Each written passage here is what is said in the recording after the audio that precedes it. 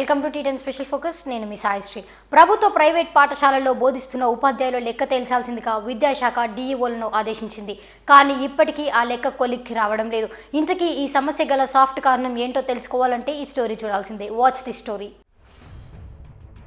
Government, private స్కూళ్లు, కాలేజీల్లో పనిచేస్తున్న టీచర్లు, లెక్చరర్లు వివరాలు సేకరించడంలో విద్యాశాఖ ఉన్నతాధికారులకు ఇబ్బందులు ఏర్పడుతున్నాయి. రాష్ట్రం మొత్తం 43,017 విద్యా సంస్థల్లో 2.4 లక్షల మంది టీచర్లు పనిచేస్తున్నారు. వీరి వివరాలను ఆన్లైన్లో పొందుపరచాలని పాఠశాల విద్యాశాఖ భావించింది. మార్చి 2 నుంచి 16 లోగా వివరాలన్నీ ఆన్లైన్లో అప్డేట్ చేయాలని డీఈఓలకు అప్పట్లో ఆదేశాలిచ్చింది. ఇప్పటికే యూడైస్ ద్వారా సేకరించిన వివరాల్లో మార్పులు సరిచేసి అప్డేట్ చేస్తే సరిపోతుందని సూచించింది.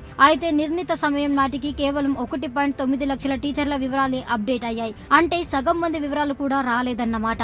దీంతో గడువును ఈ నెల 23 నాటికి పొడిగించారు. అయినా కేవలం 1.45 లక్షల వివరాలే అప్డేట్ చేశారు. ఇవన్నీ కేవలం 26,062 స్కూళ్ల టీచర్ల వివరాలే. దీంతో మరో 2 సార్లు డేట్లు పొడిగించారు. అయినా ఇప్పటికీ 33,000 విద్యా సంస్థల నుంచి 1.90 లక్షల మంది వివరాలు మాత్రమే అందినట్టు అధికారులు చెబుతున్నారు.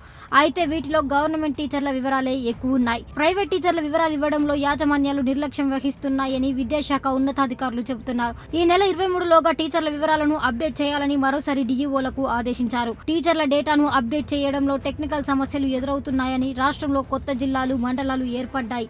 దానికి అనుగుణంగా స్కూళ్ల యూడైస్ కోర్స్ మారాయి. టీచర్ల బదిలీలు జరిగాయి. వాళ్ళు కొత్తగా వెళ్లిన మండలాల్లో వివరాలు ఎంటర్ చేస్తే పాత జిల్లా, పాత మండలం డేట్స్ కోడ్స్ కనిపిస్తున్నాయి. వాటిని మార్చాలని ఎస్ఎస్ఏ ఉన్నత అధికారులు చెప్పినా పట్టించుకోవడం లేదని కింది స్థాయి సిబ్బంది చెబుతున్నారు. ఈ సమస్యను అధిగమిస్తేనే టీచర్ల పూర్తి వివరాలు సేకరించే వీలుంది.